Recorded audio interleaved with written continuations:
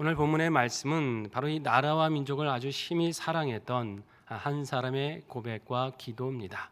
바로 느헤미야라고 하는 사람인데요. 그는 유다 출신으로 페르시아의 아닥사스다 왕의 술 맡은 관원이 되었습니다.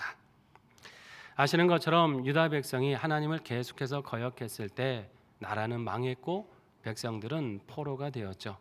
바벨론에서 무려 70년이라는 세월을 보내게 됩니다. 그 기한이 다 찼을 때 하나님께서는 페르시아의 왕이었던 고레스의 그 마음을 감동시키셔서 유다 포로된 민족을 고향으로 귀환하라고 하는 그런 조서를 내리도록 하십니다. 그렇게 1차로 귀환한 사람이 4만 9천 명이 넘는 사람이 귀환을 하게 됩니다. 귀환한 사람들 또 본토에 남아있던 유대인들이 이제 맨 처음에 한 일이 뭐냐면 하나님의 성전을 재건하는 일이었어요. 그렇게 해서 하나님에 대한 신앙 그 예배를 회복하기 시작했습니다. 그리고 한 80년 정도가 지났을 때 2차 포로로 귀환이 이루어집니다. 학사인 에스라라고 하는 사람 아시죠? 그 사람의 주도로 1,700명이 넘는 사람이 다시 본토로 돌아오게 되면서 에스라와 그 사람들을 통해서 신앙 개혁 운동이 일어나기 시작을 해요. 점점점 이제 포로되었던 생활 속에서 하나님이 주시는 회복과 은혜 가운데 조금씩 나라가 회복되고 있었던 것입니다. 자, 그 상황 속에서 여전히 아직도 페르시아에 남아있던 유대인들도 많이 있었습니다. 바로 느헤미야도 그중 한 사람이에요. 근데 어느 날 느헤미야 형제였던 하난이라는 사람이 몇 사람과 함께 예루살렘에서 이 페르시아의 느헤미야를 찾아옵니다. 얼마나 반가웠겠습니까? 고향 소식을 묻게 되죠. 어떻게 백성들이 지내고 있는지 너무나 궁금합니다. 그런데 고향 땅에 있는 사람들이 큰 환난과 능욕을 당하고 있다. 성벽은 다 무너지고 너무나 어려운 시련을 겪고 있다. 이런 소식을 듣게 됩니다. 여러분, 고대 사회에서 성벽이라는 게 무엇입니까? 백성을 지키는 그런 안전한 장벽, 이 마지막 보루가 성벽입니다. 성벽이 무너지면 그대로 다 침략을 당하는 거죠. 약탈당하고 빼앗기는 것이에요. 성벽이 무너졌다고 하는 건 이제 나라의 기강, 그 기틀이 흐트러졌다는 뜻이고 이 민족의 침략에 속수무책으로 고통을 겪을 수밖에 없다는 것입니다. 유다 민족이 포로에서 고향으로 돌아오지 않았습니까? 근데 그 땅에는 이미 사마리아 사람들이 자리를 잡고 함께 살고 있었습니다. 여러분, 사마리아 사람들은 북이스라엘 사람들이잖아요. 조상은 똑같아요. 유다 민족과 사마리아 사람 조상은 같은데 이들은 이미 아수르에게 멸망한 이후로 종교적으로나 인종적으로나 서로 섞였습니다. 혼합된 신앙으로 살고 있었어요. 그러다 보니까 유다 사람들을 굉장히 미워하고 싫어했습니다. 그래서 유다 민족이 돌아와서 성전을 재건하려고 할 때 굉장히 방해를 합니다. 그 성전을 못 짓도록 막아요. 하지만 하나님의 은혜로 그 모든 방해를 물리치고 성전을 재건하죠. 그렇게 성전이 재건되고 다시 예루살렘 성벽을 공사하려고 하니까 이제는 그 성벽 공사를 못하게 방해합니다. 자신들의 영향력 속에 유다 민족을 놓기를 바랬는데 만약에 성벽이 완공되면 자신들의 영향력을 벗어날 것이 뻔하니까 방해를 하기 시작한 겁니다. 하다 어떻게까지 하냐면 이들이 페르시아의 아닥사스 왕에게 거짓 고발을 합니다. 왕이시여, 지금 이 유다 민족이 성벽을 공사하고 있습니다. 그런데 이 유다 민족은 근본이 반역하는 민족이기 때문에 만약에 이 성벽이 완성되면 틀림없이 왕을 배반할 것입니다. 이걸 막으셔야 됩니다. 이러면서 거짓으로 고발을 합니다. 여러분, 그 아닥사스 왕이 저 멀리서 어떻게 자세한 상황을 알 수 있었겠습니까? 그 말만 들으니까 정말 그런 것 같거든요. 그래서 조서를 내려서 성벽 공사를 중단하도록 명령을 내립니다. 공사가 중단되니까 그나마 있던 성벽이 회파되고 성문은 불타버리고 백성들은 이 민족의 침략에 꼼짝없이 고통을 받으며 살게 되었다는 것이에요. 여러분, 이 소식을 들은 느헤미야의 마음이 어땠겠습니까? 우리도 그렇잖아요. 우리가 우리의 고향 땅이 어려움을 겪고 있다. 우리의 고향의 사람들이 참 큰 시련에 겪고 있다 그러면 여러분 남일이 아니지 않습니까? 나의 아픔처럼 느껴지는 거죠. 느헤미야 역시 그랬습니다. 그는 자기 민족이 이 고통 속에 있다고 생각하니까 며칠 동안을 슬퍼하면서 금식하고 하나님 앞에 기도합니다. 자신은 왕궁에서 편안히 살고 있었지만은 고통당하는 그 민족의 아픔을 모른 척할 수가 없었던 것이에요. 그가 멀리서 할 수 있었던 일이 기도였다는 것입니다. 그가 어떤 간절한 기도를 하나님께 드렸을까요? 오늘 그의 기도를 통해서 오늘날 우리가 이 신앙인들이 이 나라 사랑에 대한 그 마음을 어떻게 가져야 될지 함께 생각해 보고자 합니다. 첫째로 느헤미야의 기도는 민족의 죄를 자신의 죄로 끌어안는 사랑의 기도였습니다. 여러분 6절 말씀 한번 보시기 바랍니다. 우리 한번 같이 읽을까요? 이제 종이 주의 종들인 이스라엘 자손을 위하여 주야로 기도하오며 우리 이스라엘 자손이 주께 범죄한 죄들을 자복하오니 주는 귀를 기울이시며 눈을 여시사 종의 기도를 들으시옵소서. 나와 내 아버지의 집이 범죄하여. 6절에 이렇게 되어 있죠. 자신의 민족이 어려움에 처했다는 얘기를 듣는 느헤미야가 한 것은 밤낮으로 하나님 앞에 회개하면서 기도한 거예요. 지금 이렇게 유다 민족이 이방 여러 나라에 흩어지게 된 거, 본토에 있는 유대인들이 이 고통 속에 살고 있는 거, 이거는 다 우리의 잘못 때문입니다. 하나님을 거역하고 불순종한 우리의 죄악 때문입니다. 이것을 고백하고 있습니다. 근데 여러분, 이 고백을 가만히 보면 좀 특이한 내용이 있지 않습니까?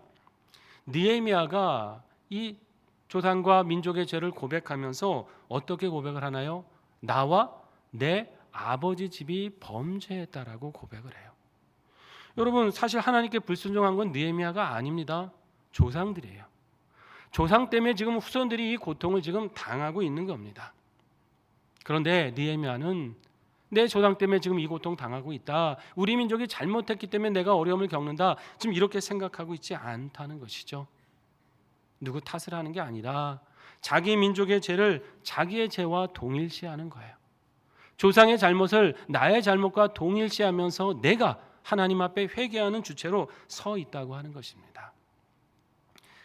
그가 이런 기도를 드릴 수 있었던 근본적인 이유가 뭐겠습니까? 나라와 민족을 사랑하는 그 마음이 깊었기 때문인 것이죠. 내 나라, 내 민족에 대한 그 눈물과 애정이 있었기 때문이에요. 저 사람 잘못 때문에 이 사회가 잘못해서 내가 지금 이 지경에 처했다, 이렇게 생각하는 게 아니라 우리 민족의 죄는 곧 나의 죄다. 이 사회에 잘못된 것은 곧 우리가 기도하지 않았고 바르게 살지 않았기 때문이다라고 하는 그러한 사회의 그 죄를 끌어안는 그 고백을 하고 있다는 것입니다. 자, 여기 또 하나 중요한 단어가 하나 나오죠. 바로 여러분, 이 자복한다라고 하는 말이에요. 느헤미야는 이 조상들 민족의 죄를 나의 죄로 지금 자복하고 있습니다. 이 자복한다라는 이 말은요, 히브리어로 이제 우미트 와테 이런 단어를 쓰는데요, 두 가지 뜻이 이 안에 있어요. 하나는 고백한다라는 뜻이 있고 하나는 찬양한다라는 뜻이 있습니다. 이 자복이라는 말에 고백과 찬양, 이 두 가지 의미가 있다는 것입니다. 그럼 이게 무슨 말이겠습니까? 우리가 하나님 앞에 죄를 범했을 때 그것을 내 마음 가운데 인정하고 입으로 잘못을 시인하고 고백하는 거, 이게 자복 아닙니까? 근데 여러분, 자복은 여기에서 끝나는 게 아니라는 것입니다. 우리가 진정으로 회개하고 고백하면 하나님이 어떻게 하십니까? 용서하고 회복하시는 것이죠. 이게 분명합니다. 그러니까 자복하는 사람은 이제 그 용서와 회복에 대한 소망을 가지고 하나님을 찬양하게 된다는 사실이에요. 그러니까 이 시대가 가진 죄악을 내 죄로 끌어안고 하나님 앞에 자복하는 사람은, 그 사람은 하나님께서 이 시대를 더 회복하실 거라고 하는 소망과 확신을 갖게 된다는 것입니다. 느헤미야가 만약에 아유 하나님, 죄는 조상들이 졌는데 왜 고생은 우리 후손들이 해야 됩니까? 이렇게 원망만 하고 있었다면 여러분, 그 마음에 무슨 소망이 생겼겠어요? 그냥 신세 한탄만 하고 끝나는 거 아닙니까? 그러나 그는 그렇게 기도하지 않았죠. 하나님, 이 민족의 죄가 곧 나의 죄 아닙니까? 이렇게 끌어안고 자복하고 기도하는 거예요. 그러니까 그 마음 가운데 그렇다면 하나님이 용서하시고 회복하실 것이다, 우리 민족을 고쳐주실 것이다 라는 기대와 소망도 그 마음에 품게 되었다는 것입니다. 왜냐하면 사랑으로 드리는 중보 기도를 하나님이 결코 외면치 않으시고 반드시 들으시기 때문입니다. 여러분, 오늘날 우리가 기독교인으로 성도로 살아가고 있잖아요. 이 시대를 향한 우리의 성도의 사명이 어디에 있겠습니까? 그건 바로 이러한 중보의 기도에 있다는 것이에요. 우리 민족과 시대에서 벌어지는 이 죄악들에 대해서 이거는 다름 아닌 나의 죄고 나의 허물이다라고 끌어안는 그 믿음의 기도가 있어야 한다는 것입니다. 아니 뭐 사회가 사악한 거지 내가 뭐 이렇게 잘못한 겁니까? 여러분 이게 아닙니다. 하나님, 지금 이 사회가 이렇게 되어가고 있는 것은 제가 깨어서 기도하지 않았기 때문입니다. 우리가 기도하지 않아서입니다. 우리를 용서해 주시고 이 땅의 죄를 사하여 주시옵소서. 하나님의 은혜로 소망 있는 미래를 만나는 우리 민족이 되게 하여 주시옵소서. 이렇게 이 시대를 품고 기도할 사명이 바로 우리 성도들에게 있다는 것이에요. 나라와 민족을 사랑하는 마음으로 이 시대를 끌어안고 기도할 때 하나님은 우리만이 아니라 이 땅의 죄를 사하여 주시고 우리 나라의 그 민족의 미래를 복되게 하실 것입니다. 느헤미야 같은 이 깨어있는 기도로 기도의 용사가 되셔서 이 땅에 참 소망을 가져오시는 일꾼이 되시기를 바랍니다. 둘째로 느헤미야의 기도는 어떤 기도였는가? 그 기도는 하나님의 신실하심을 절대적으로 신뢰하고 있는 기도였습니다. 9절 말씀에 보니까 이런 말씀이 있습니다. 같이 읽어볼까요? 만일 내게로 돌아와 내 계명을 지켜 행하면 너희 쫓긴 자가 하늘 끝에 있을지라도 내가 거기서부터 그들을 모아 내 이름을 두려고 택한 곳에 돌아오게 하리라 하신 말씀을 이제 기억하옵소서. 아멘. 백성을 위해서 기도는 하고 있지만 사실 이 유다 상황을 보면 느헤미야의 마음은 절망스러울 수밖에 없었어요. 이 백성에게 무슨 소망이 있겠는가? 내가 이렇게 기도한다고 이것이 바뀌겠는가? 이런 마음이 들 수도 있는 것이죠. 그러나 느헤미야는 그 막막한 상황 속에서도 하나님의 약속과 신실하심을 붙들었습니다.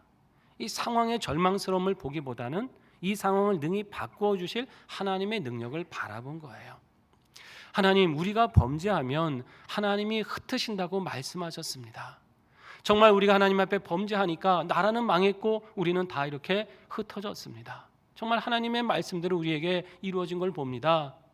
그렇다고 하면 하나님, 우리가 하나님께 돌이켜 회개하고 돌아가면 하나님이 다시 우리를 회복하신다고 말씀하지 않았습니까? 우리의 기도를 통해서 하나님 다시 이렇게 회복하시는 신실한 하나님이신 줄 믿습니다. 이 기도를 드렸다는 것이에요. 여러분 정말 우리가 그렇지 않습니까? 하나님은요 말씀대로 행하시는 분입니다. 그때그때 기분에 따라 변덕을 부리시는 분이 아니세요. 범죄하면 징계하겠다 그렇게 말씀하셨으면 그대로 행하시죠. 돌이켜 회개하면 너희를 구원하고 살게 하겠다라고 말씀하시면 우리를 용서하시고 반드시 구원하십니다. 여러분 역사 속에서 정말 그랬잖아요. 이스라엘 백성이 범죄하고 하나님을 거역하니까 영원할 것 같은 나라가 망해버립니다.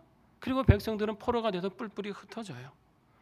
근데 그 말씀대로 그렇게 되었기 때문에 뭘 기대할 수 있는 거예요? 그렇다면 하나님 말씀대로 흩어졌던 백성들이 다시 회개하고 하나님을 찾고 의지하면 회복하신다고 하신 말씀, 그것도 그대로 될 줄로 믿었다는 것입니다. 만약에 이스라엘이 범죄하고 징계했는데도 하나님이 범죄하고 잘못했는데도 징계도 안 하시고 가만히 놔두셨다 이러면 어떻게 되는 거예요? 말씀을 못 믿게 되는 거죠. 말씀은 그렇게 하셨는데 그렇게 안 하시네. 그렇게 되면 하나님이 용서하시고 회복하신다는 말씀도 믿지 못했을 겁니다. 그러나 범죄하고 죄악을 행했을 때 하나님이 말씀대로 징계하시는 경험을 가졌기 때문에 이제 우리가 이 고통 속에서 하나님을 다시 부르짖고 찾으면 반드시 우리를 회복하시는구나, 이것도 확신할 수 있다는 것이에요. 여러분 이것이 우리 기도하는 자들의 소망인 줄 믿습니다. 우리가 왜 기도합니까? 신실하신 하나님이 들어 응답해 주시기 때문에 기도하는 거 아닙니까? 정결한 마음으로 하나님께 간절히 부르짖으면 그 기도를 통해 하나님이 역사하실 것을 우리는 확신하기 때문에 기도하는 것이에요. 이 시대가 아무리 절망스러워 보이고 악한 길로 간다 할지라도요, 기도하는 이들을 통해 신실하신 하나님을 바라는 이들을 통해서 하나님은 반드시 이 시대를 고쳐 주실 것입니다. 이것이 기도하는 자의 확실한 소망인 거예요.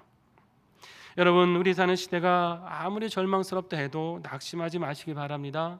오히려 우리의 기도를 통해 이 모든 것을 변화시켜 주실 하나님의 신실하심을 더욱더 의지하시기를 바랍니다. 우리나라의 역사가 그렇지 않습니까? 암울한 일제시대에 복음으로 들어오게 하셔서 신앙으로 우리를 살게 하시고 나라 민족을 위해 깨어 기도하게 하시니까 하나님께서는 그 어려운 위기 가운데서 건져주시고 오늘날 세계 그 열강의 아주 강한 나라로 그 반열에 세워주지 않으셨습니까? 그렇다면 오늘날 우리가 이렇게 영적으로 위기를 겪고 시험을 받는 이유는 무엇이겠습니까? 혹시 우리 성도들이, 혹시 우리 교회가 그런 어떤 물질의 번영과 그런 풍요 속에 취해서 혹시 하나님 앞에 기도하기를 잊어버렸기 때문이 아닌가? 우리는 돌아볼 줄 알아야 되는 것이에요. 우리가 다시 이런 상황 속에서도 그럼 다시 깨어 기도하면 하나님께서 이 영적인 위기를 이기게 하시고 우리나라를 더 굳건해 하시고 신앙의 부흥을 일으켜 주실 것이다. 이런 확신과 믿음으로 우리는 기도해야 한다는 것입니다. 하나님은 우리의 기도를 반드시 들으시고 응답하시는 신실하신 분이시기 때문이에요. 이러한 믿음의 기도로 하나님의 선하신 응답을 누리시는 우리 모두가 되시기를 바랍니다. 끝으로 느헤미야 기도는요, 실천하고 행동하는 기도였다 하는 것이에요. 11절 말씀에 보니까 이런 구절이 있죠. 같이 읽겠습니다. 주여 구하오니 귀를 기울이사 종의 기도와 주의 이름을 경외하기를 기뻐하는 종들의 기도를 들으시고 오늘 종이 형통하여 이 사람들 앞에서 은혜를 입게 하옵소서. 아멘. 느헤미야가 간절한 마음으로 나라 민족을 위해서 기도했지만 그는 기도만 하고 가만히 앉아 있지 않았습니다. 자신의 위치에서 자기가 할 수 있는 일이 뭔지를 찾았고 그것을 행하기 위해서 기꺼이 수고하고 헌신했습니다. 사실 그 강한 제국의 왕의 술 맡은 관원이 되었다는 것, 여러분 이건 이방 출신으로 정말 올라갈 수 있는 데까지 올라간 최고의 그런 성취 아닙니까? 이 왕의 술 맡은 관원은요, 최측근 중에 측근이에요. 그렇지 않겠어요? 그 술을 만들어서 그 술잔을 왕의 손에 직접 올리는 자리가 술 맡은 관원이에요. 만일 그 상황에서 슬쩍 독이라도 탄다면 왕의 목숨을 위협할 수도 있는 그런 자리가 바로 술 맡은 관원입니다. 한마디로 왕의 최측근이에요. 때로는 왕이 남에게 하지 못할 얘기를 속편히 할 수 있는 그런 대화의 상대가 될 수 있는 거고 정말 전적으로 신뢰하는 그런 자리가 그 자리인 거예요. 그 사람이 사사롭게 왕의 곁을 떠날 수 있겠습니까? 잠시 동안 떠난다 할지라도 그렇게 자기 개인적인 또 민족의 일로 인해서 그 왕의 허락을 구하는 일이 쉬운 일이겠습니까? 설령 왕한테 허락을 받는다고 하더라도 지금 이 느헤미야가 있는 수상궁, 지금의 이제 이란 지방에 있는 도시인데요. 여기서 유대 땅까지는 1600km의 거리입니다. 그 당시 아무리 빨리 간다고 해도 2달 정도 걸리는 거리인 거예요. 설령 자신이 유대 땅에 간다고 한들 거기가 나아질 거라는 보장은 또 없잖아요. 상황이 더 나아질지 아니면 그냥 괜히 헛수고하는 걸음이 될지 알 길이 없습니다. 그러나 느헤미야는 그런저런 생각을 하기보다 내가 지금 할 수 있는 일이 무엇일까? 그것을 찾고 힘썼다는 것이에요. 자신에게 보장된 안락한 그 지위, 그 삶을 뒤로하고 민족을 위해서 행할 수 있는 길을 위해서 기꺼이 자신의 모든 것을 내던진 겁니다. 결국 이 아닥사스다 왕의 허락을 받고 유대로 오게 되는 그런 귀환을 하게 되는데요. 사실 재밌는 거는 그 성벽 공사를 중단하라고 명령 내린 사람이 누구예요? 이 아닥사스다 왕입니다. 사마리아 사람들의 고발을 듣고 중단시킨 사람이 이 왕인데 그 왕이 지금 자신의 조서를 뒤집고 이제 성벽 공사를 허락합니다. 허락할 뿐만 아니라 그곳 방백들에게 이 공사에 필요한 모든 물자를 제공하고 느헤미야를 적극 도우라고 아예 그렇게 새롭게 칙령을 내립니다. 고대 사회에서 왕의 칙령은 자기 스스로도 함부로 바꾸지 않았지 않습니까? 그런데 신하 한 사람의 입장을 듣고 이 조서를 바꾼다는 건 상상할 수 없는 일이죠. 이거는 나라와 민족을 사랑한 느헤미야의 기도를 하나님이 들으시고 선하게 역사하신 겁니다. 그러면 오늘날 우리가 가져야 될 신앙이 바로 이거죠. 우리의 가정, 우리 교회 여기에만 머무는 신앙이 아니라 우리가 살아가는 이 시대와 이 나라와 민족을 위해서 하나님의 선한 역사가 이곳에 임하도록 우리가 깨어서 기도하는 것, 이것이 오늘 우리가 가져야 될 신앙인 줄 믿습니다. 이 사회 문제가 곧 나의 문제가 되는 거예요. 이 민족의 고통과 아픔이 나의 아픔이 되는 것이고 이것이 내 죄라는 마음을 가지고 기도하는 용사가 되어야 되는 것입니다. 그때 하나님의 선한 역사를 발견케 되고 우리가 해야 될 일이 무엇인지를 깨닫게 되는 것이죠. 우리가 그 일을 행하려고 할 때 하나님께서 지혜와 능력을 더하여 주시는 것입니다. 그렇게 우리의 신앙의 지경은 점점점 커가고 넓어져야 되는 거예요. 이 며칠 전에 한 일간지에 실린 내용인데요. 우리나라 독립운동가이자 훌륭한 교육자였던 도산 안창호 선생에 대한 이야기였습니다. 그는 상하이 임시정부에서 내무총장 그리고 국무총리 대리직을 맡을 정도로 아주 우리나라 독립운동의 거물급 인사입니다. 안중근 의사가 이토 히로부미를 저격하지 않았습니까? 그때 그 배후로 체포되기도 했고요. 윤봉길 의사가 상하이 홍커우 공원에서 일본 수뇌부들에게 폭탄을 던졌을 때 거기에 연루되어서 옥살이를 하기도 했습니다. 우리가 잘 아시는 것처럼 이 안창호 선생은 훌륭한 기독교인이었고 민족 정신을 일깨운 사상가요 교육자였습니다. 그분이 한 번은 평양 근처에 있던 송산리 교회라는 곳에서 설교를 한 적이 있으세요. 이 설교가 그의 마지막 설교고 강연이었는데 바로 그 자리에서 이분의 설교를 직접 들은 분이 있습니다. 바로 올해 103세가 되시는 연세대 명예교수이신 김영석 교수입니다. 여러분 100년을 살아보니라는 책의 저자죠. 잘 아시죠? 지금도 활발하게 강연을 하시는 아주 정정하신 분인데요. 이 교수님이 그 당시 17살이었답니다. 그 자리에서 지금 안창호 선생의 강연을 직접 들은 거예요. 근데 그 안창호 선생의 그 강연을 들으면서 그 마음에 너무나 깊은 도전과 울림을 받았다는 것입니다. 그때 안창호 선생은 우리가 서로 사랑하자고 역설했다고 합니다. 그게 하나님께서 우리에게 주시는 교훈이다. 우리가 서로 사랑해야 된다. 우리가 서로 사랑해야 되는 것은 하나님이 우리 민족을 사랑하시는 이유와 같은 것이다. 이러면서 나라와 민족을 우리가 사랑해야 된다고 그렇게 힘주어 설교했다는 것이에요.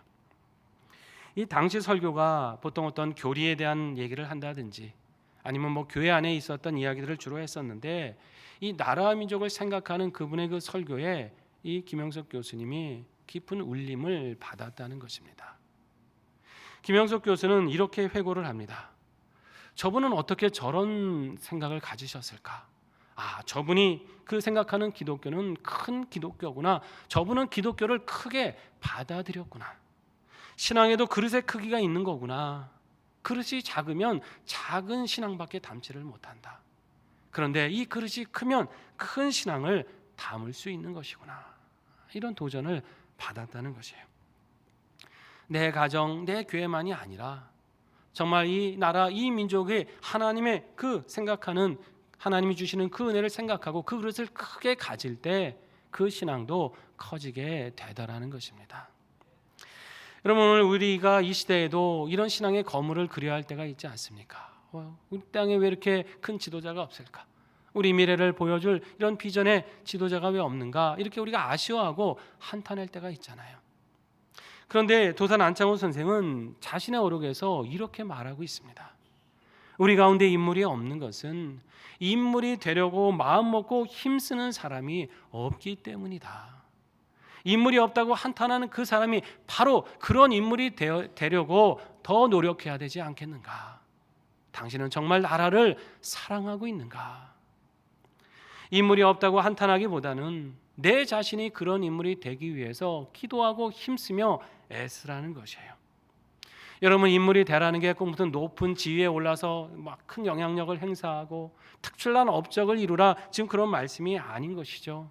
하나님을 크게 믿고 신앙의 그릇을 크게 가지라는 것입니다. 이 시대를 품고 내 가슴에 품고 기도하면서 이 땅에 하나님의 그 귀한 뜻을 나타내며 살아가는 사람이 되라는 것이죠. 그렇게 큰 신앙인이 되라는 말씀입니다. 오늘 이 시대 우리 교회에서도 이런 큰 신앙인들이 많이 나오게 되시기를 주의 이름으로 소원하고 축복합니다. 우리가 6월을 맞이해서 나라와 민족을 생각하면서 기도하고 있습니다만 정말 여러분 그 어느 때보다 더 우리가 간절히 기도해야 될 때 아닙니까? 정치가 더 안정돼야 되고 코로나 이후에 참 위기 가운데 있는 이 경제가 더욱더 잘 굳건한 토대 위에 성장해야 하지 않겠습니까?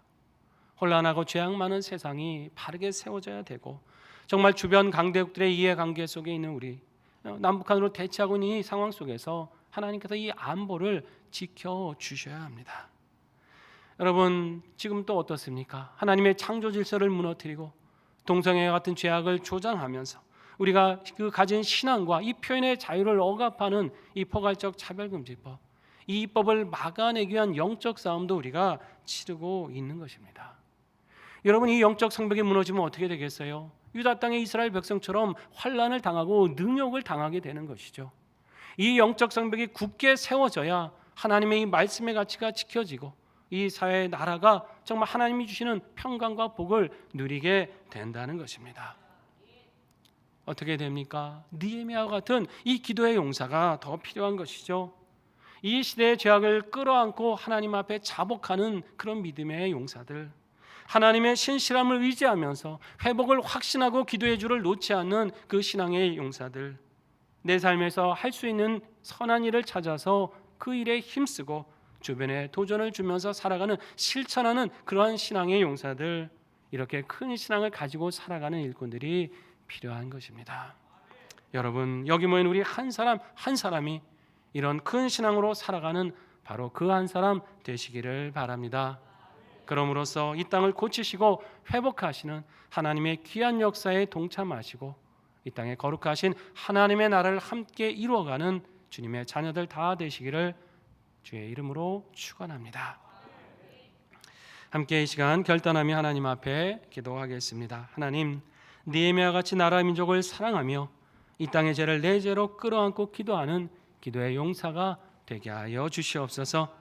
하나님의 신실하심을 믿고 주님의 뜻을 이루는 일에 담대하게 하셔서 주변에 선한 도전을 끼치게 하시고 이 땅에 하나님의 거룩한 나라를 이루어가는 큰 신앙인으로 살게 하여 주시옵소서. 우리 반주에 맞춰서 1, 2분간 함께 하나님 앞에 결단하며 기도하시겠습니다. 아버지 하나님 감사합니다.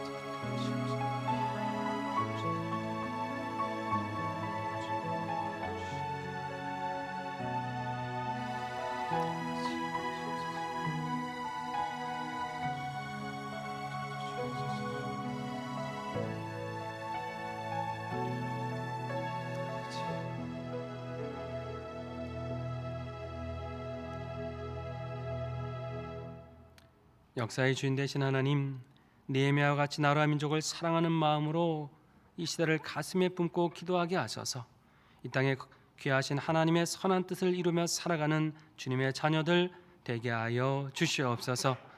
예수님의 이름으로 기도드립니다. 아멘.